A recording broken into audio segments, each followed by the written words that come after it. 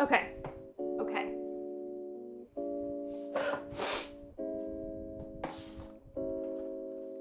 Oh, you can't even see my rainbow! Hold on.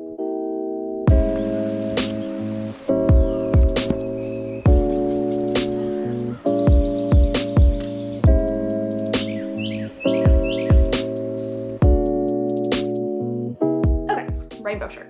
Cool. Hi friends, my name is Al, or Lilstarnerd, and welcome to today's episode of Trying Something New. Is this hair cute? Be honest, is it cute? If you say no, you're homophobic, but like, you can say no. Is it cute? Is it cute? Does it kind of just look like I have a weird bob? I try to do like space buns. I don't know, is it cute? Today, I'm really excited to be working with Lousy Ink. First of all, look at this packaging. Look at this, it's so cute. Lousy Ink is an Australian company that makes sustainable ink products, which is so cool. They're not paying me to make this video, but they did send me their full range of products for free, so thank you, Lousy. I haven't reviewed any art products in a hot minute, so I'm really excited to try these out. And I also think the company is just like really cool. I had a lot of fun like learning about them, so I'm excited to talk about that. But we're also gonna talk about some other stuff. I'm really excited to get into this piece. I did a thumbnail. It's kind of an original instead of like copying a reference photo, so I'm really excited. So let's go. Really fast, I also forgot to mention in the intro that this is the last spread of this sketchbook, so look forward to a sketchbook tour coming soon. Make sure you subscribe so you don't miss it. Okay. She's gonna pee on camera.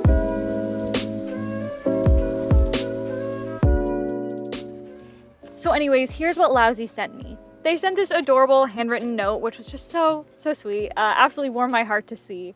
They also included some stickers. Again, I am so obsessed with like their branding. They also included 2 postcards, one talking about like their process for sourcing the recycled ink, and one talking about their liners. Again, cannot stress this enough, their branding is so cool. The first product I pulled out was the 100 milliliter bottle of black water-based ink. The packaging for the ink says to please recycle our packaging or use it as a pen holder, which I thought was really cute and cool. The bottle, okay look, I know it's just a bottle, but I've never held a bottle of 100 milliliters of ink before, and it felt pretty good, I'm not gonna lie. It's a really nice like glass bottle with a long eyedropper, and I don't know, maybe I'm biased, but I think it looks really fancy. They also sent me 4 packages of their liner set, which includes 3 sizes of liners, 0.2, 0.5, and 0.8, which is refillable. The box for these liners also mentions that when you finish the products, if you're in Australia, instead of throwing them away, you can drop them off at specific locations so they can be recycled too, which is awesome. Obviously, the first thing I gotta do when I get new art supplies is swatch them. I made a few different mixtures of differing opacities, so like one that was straight ink, all the way to one like drop of ink and like 4 to 5 drops of water. I swatched the ink first, and oh my goodness, it felt really nice. I've used ink before, but I tend to stay away from black just because I usually prefer making my own black or using like a blue instead of black throughout most mediums. So I was just really enjoying seeing like how black it was and how it dried like nice and matte and pretty, and it moved really well. The ink loaded on my brush stretched for a really long time. My brushes are really cheap and they usually don't hold mediums or paints very well, so I was shocked to see how long the ink was lasting on my brush. It also interacted with water like so beautifully. It moved really nicely, the differing opacities were really pretty. The more I doodled, the more excited I was for the spread that I was going to do. I also tested the liners, and first impressions, I thought they were really nice. The nibs were firm and didn't feel super fragile, and the ink was just as black and opaque, so I was really pleased and definitely like ready to get into the art. For this spread, I was thinking about like, what kind of art do I picture when I think of liners and ink and stuff like that? And what was coming to my head was like a lot of lines, details, tiny, intricate mark making, patterns, parallel lines, hatching, looping, swooping movements.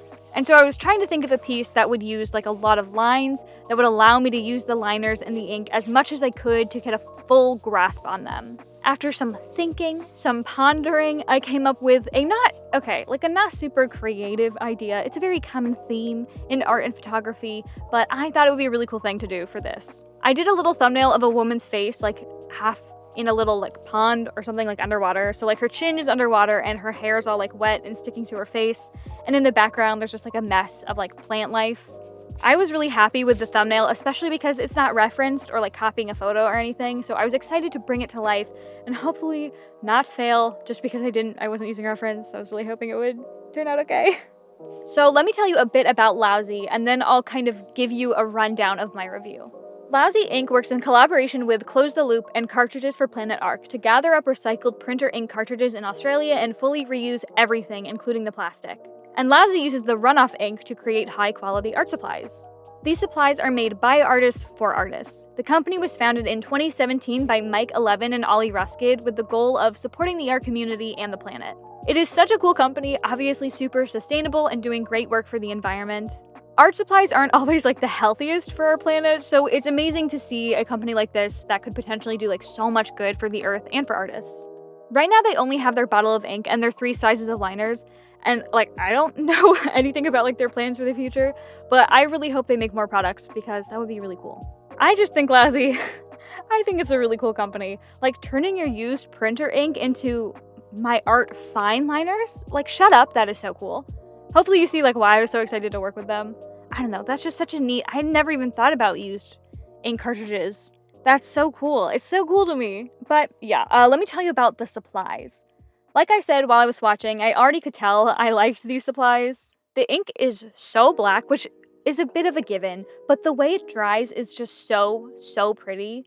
One thing I've had an issue with when working with ink is just not liking the way it dries when it's really watered down. But this ink dries so nicely, it's not too patchy, and it doesn't have like really awful like well lines. Once it's down and it has even a second to dry, you can move it, it moves really nicely, but like those lines stay down, like they stay where they are. So that was a really cool like thing to play with when layering. There was just something really satisfying about using it, especially when it was just straight ink, because it just went down like so smoothly and so pretty. Like I said, my paintbrushes are cheap, but the ink performed so well despite that, it felt like it turned my paintbrush into a marker because of how long the ink lasts. It felt like it kind of sat on top of my paper instead of fully soaking in. Not like it was like on plastic and just ran off, but like it didn't immediately get soaked up by the paper to where I couldn't work with it, and I really liked that effect. It felt unique and cool. I liked it. I don't think that made sense, but it was cool, okay? Trust me. And oh my gosh, they just dried so beautifully. I've never really been big on black and white pieces in general, and I definitely don't do black and white ink pieces, but after seeing how this performed, I mean, damn, like I was considering going like OG Inktober. It was so pretty. It really had me tempted. As for the liners, hot take, but they might be better than microns. Obviously, it's a very limited size range. Hopefully they expand their sizes and maybe add like some brush pens. But in terms of quality and sustainability, I think they might be better. In my old favorite supplies video from about a year ago, I said I liked microns and people were offering like a lot of alternatives because of microns' lack of sustainability, which frankly I don't know anything about. I don't know if that's true, but it seems to be a popular opinion that they're not very sustainable. But I've tried quite a few fine liners. A good handful of companies have sent me their fine liners and I've never hated any of them, but I've always gone back to microns because I found that like nothing really competes, nothing really compares. Other liners are never really black, or they're not opaque enough, or the nib quality isn't good. But now, we've got fine liners that have it all. Not only are the pens themselves really pretty, the nibs are nice and sturdy, but these are probably the blackest fine liners I've ever used. And they're sustainable. Does it get any better? I don't think so. Also, the pens themselves are really nice looking. Like the barrels are designed really pretty, the caps fit really securely on the ends, so I can wave my pen around and it doesn't fly off while I'm drawing. And they also fit really securely on the nib itself, which, this might be picky. I'm getting picky here, but like I love it. I have an issue of never properly closing my pens or markers because they don't have like an obvious clicking sound when they close, but these pens take like a little bit of effort to open, which means the caps won't fall off. And also, they take a tiny bit of effort to close and make like a really loud sound when you close them, so like I know they're actually closed. I know, it's very picky. I know, it's stupid, but I don't know, people care about caps. Also, I'm a really picky reviewer. But it impressed me. So yeah, overall, these supplies were an absolute joy to work with. Thank you again to Lousy for sending them to me. I love them, I will cherish them. And they do ship internationally, so if you're looking for cool sustainable art supplies, you should absolutely try these out. I'll have a link to the website down below. But now I want to switch topics a wee bit and talk about this sketchbook. Not to self-report, but I am lying to you guys. I tend to lie when it comes to these first and last sketchbook page videos. It's called movie magic, baby. I actually, at the time of recording, I still have a few spreads to finish in this book. But this drawing is on the last page, so technically it's not a lie. This is the last page of my sketchbook. But I haven't actually finished the sketchbook because I'm filming this pretty early in June. If I'm being fully honest with you, I'm a little bit ahead. If you watch my last sketchbook tour, Prequel, you'll know that I'm trying to complete my sketchbooks within 3 months. How many have I done? I did the one.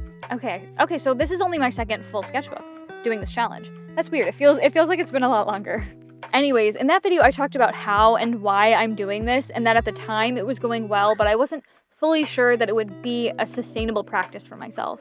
And honestly, after completing my second sketchbook within a certain time limit, I think I'm good. I think I'm okay. Like, I don't think there's a negative in my experience, like, for me. I was worried that maybe the first time was like a fluke, beginner's luck, that the first one was fine, but then after a while it would like catch up with me and like really weigh me down in some way, or like send me careening into art block. But it's been half a year of speedrunning my sketchbooks by my standards, and I am still really enjoying the process. Oh, okay, enjoying is a strong word, but I have positive feelings about it. Of course, the sketchbook was a bit different because 10 full spreads were taken up by the 100 Heads Challenge, so for 10 days I didn't have to think about what I was going to draw that day.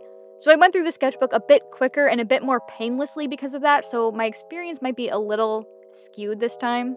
But I fully intend to do the same thing with my next sketchbook, complete it in 3 months or maybe less.